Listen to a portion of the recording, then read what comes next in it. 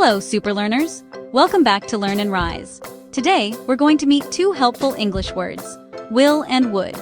They may look alike, but they are used in different ways. Let's find out when to use each one.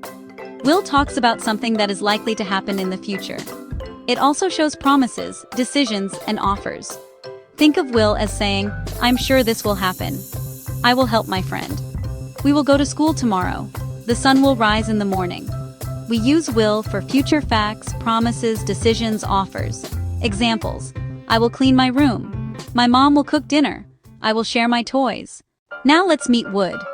Would is used when we're imagining something, being polite, or talking about the past.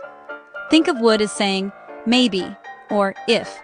Would can make questions sound kind and polite. Instead of saying, will you help me? You can politely say, would you help me?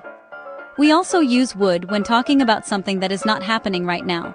Example: if I had wings, I would fly.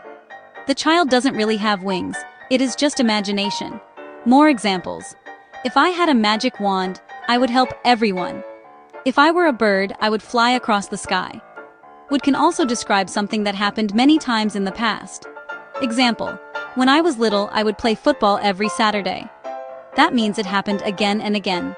More examples: when Grandma visited, she would tell us stories. When I was 5, I would draw pictures every day. Let's compare them. Will, future, promise, decision, offer. Example: I will finish my homework. Would, polite request, imagination, past habit. Example: I would help if I could. Fantastic job, everyone! Now you know the difference between will and would. Keep practicing every day, and your English will get better and better.